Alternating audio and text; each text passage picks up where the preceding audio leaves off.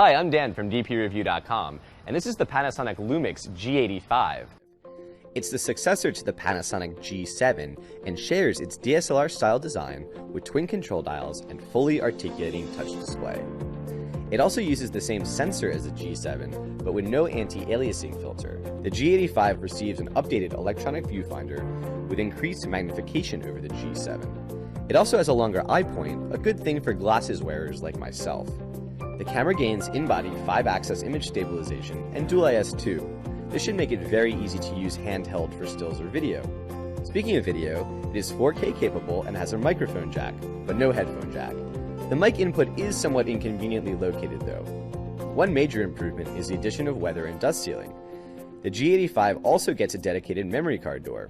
Panasonic went a long way to ensure shutter shock, an issue that plagued the G7 doesn't affect the G85. The shutter mechanism is now electromagnetic, and the front plate magnesium. The G85 features Panasonic's depth from defocus technology, which has proved reliable at depth and subject tracking. Lastly, the G85 features a new in-camera focus stacking mode. Like post-focus modes found in previous Panasonics, it's fairly easy to use and produces a JPEG. Overall, the G85 offers a compelling package and in many ways is everything we wanted in the G7 and more. For more on this camera,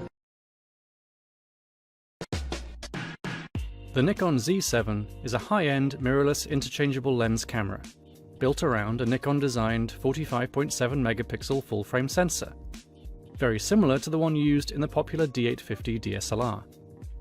Unlike the D850, the Z7 features an advanced on-sensor phase detection autofocus system, with 493 PDAF points, offering 90% vertical and horizontal frame coverage.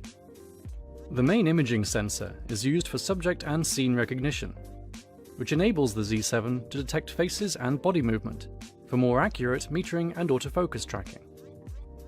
Autofocus performance is rated down to -3 EV with f2 and faster lenses, and in low light, an in-body vibration reduction system helps keep images sharp.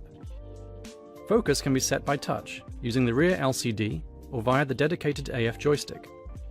An electronic shutter silent shooting option is available, which could prove very useful to performance and event photographers. The Z7 is Nikon's first full-frame mirrorless camera, and the company has made an effort to preserve as much of the classic DSLR handling experience as possible. As such, the Z7 offers a large, comfortable hand grip, a top-mounted status panel, and an exceptionally clear and crisp 3.6 million dot OLED viewfinder. It also uses an EN-EL15 type battery, which is compatible with the D750 and D850, and features a very similar user interface to Nikon's high-end DSLRs. The Z7 is a very capable video camera, offering full-frame 4K video at up to 30p, and an option for 120p slow-motion HD capture. The Z7 provides a range of video-specific tools, including zebra stripes, real-time focus peaking during recording, and 10-bit N-Log option. For more information on the Nikon Z7, visit dpreview.com.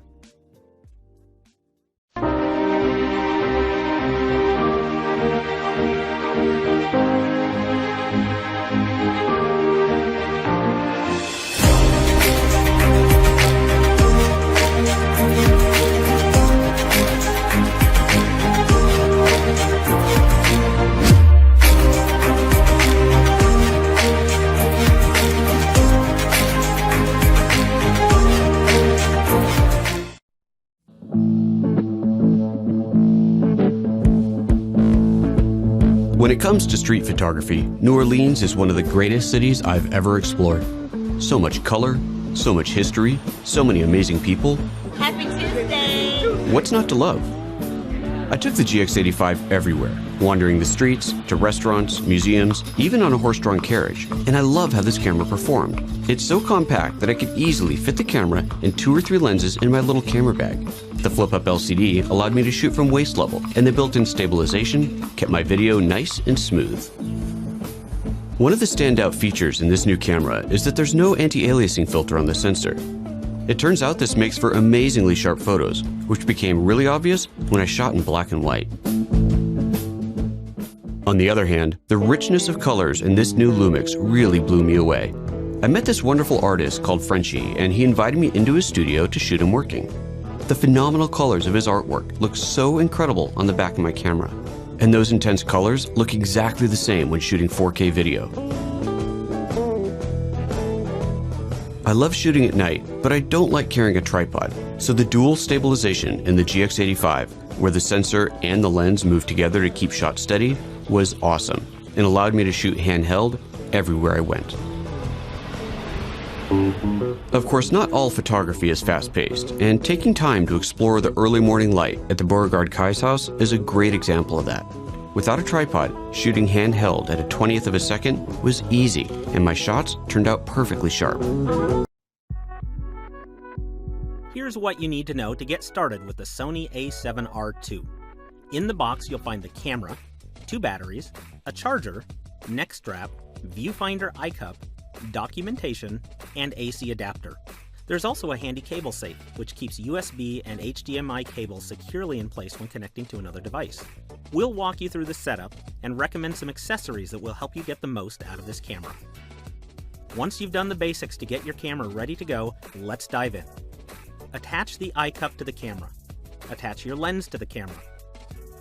The Sony 24-70mm f4 lens is a great general purpose zoom. Alternatively, Sony's 24-70mm f2.8 GM lens is faster and sharper, but its size, weight, and cost make it a more specialized lens. We recommend investing in at least 1 extra battery, but 2 or 3 is a good idea. The a7R II shoots great high-resolution images in both RAW and JPEG formats. If you don't plan on post-processing your images, JPEG is fine. However, we recommend shooting RAW or RAW plus JPEG files to get the most flexibility out of the camera's images.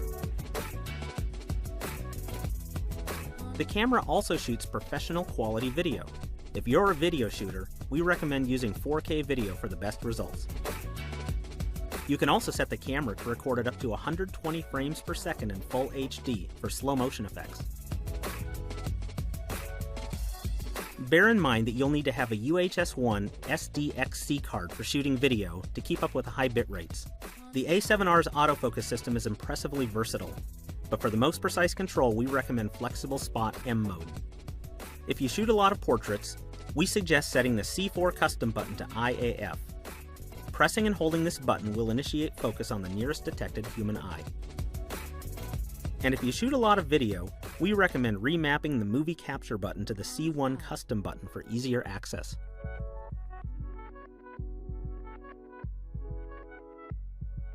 For more information about the Sony a7R II, including a deep dive into all its key features, visit us online at dpreview.com.